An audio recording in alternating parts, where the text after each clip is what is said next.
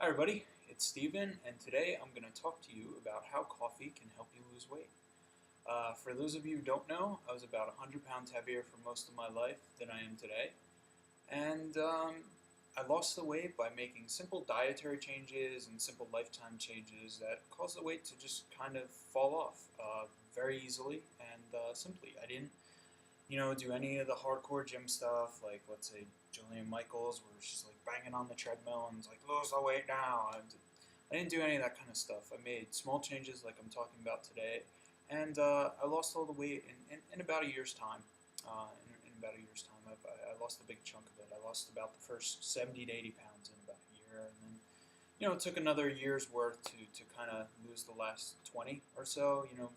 Just there were kind of bigger changes, learning how to lift right, that kind of thing. Anyway, so I'm going to talk to you about coffee, and particularly it's the caffeine in the coffee, so you can apply this to teas as well, caffeinated teas, green tea, black tea, that kind of thing, and how it helps. Basically, a lot of times people are overweight because they're eating too many carbohydrates.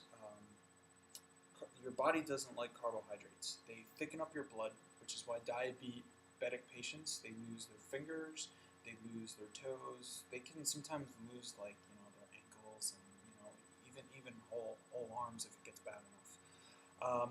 The reason for this is it makes the blood very thick, and that's because sugar is a very thick substance. Just put some sugar in water, stir it up, you'll see that the water gets thicker. Your body doesn't like this, so it wants it out of the bloodstream right away so the blood can continue to deliver nutrients and oxygen to your tissues. A lot better, right? Anyway, so it takes it out, stores it as fat for later. So anyway, you become very addicted to this kind of thing, and it becomes almost like very similar to an opioid type addiction. For those of you who don't know, opioids are things like heroin, morphine, that kind of thing. Works very similar, along the same kind of pathways, which is why you hear people say all the time, sugar is more addictive than heroin. That's where that comes from.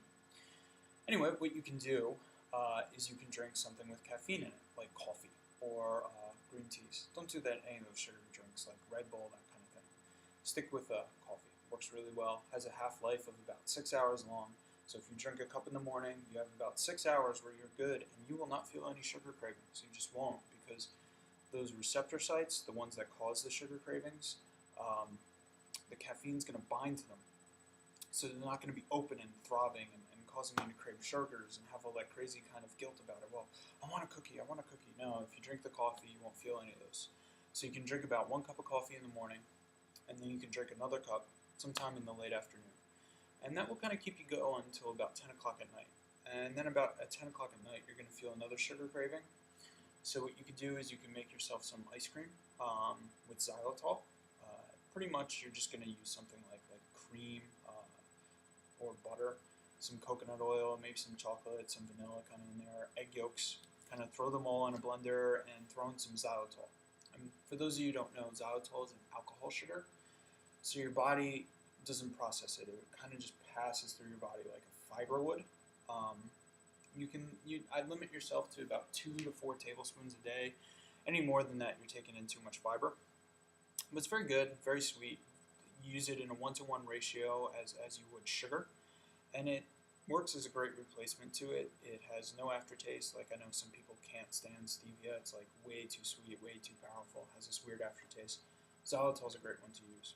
So you make yourself some of this ice cream at night, and you eat that when you have a sugar craving. And what that does is, psychologically, it makes you think that you're eating the sugar, which can buy you a couple of hours, which is enough for you to fall asleep. After about 2 or 3 weeks of doing this and staying away from the sugars, staying away from the carbohydrates, you'll have those cravings less and less, and you won't really get them at night. You can power through them, and you don't need to use the ice cream, but I just like using the ice cream. Plus, it's good and it's super healthy for you. All right. Anyway, that's it. I'll be posting videos like this throughout the week, and stay tuned.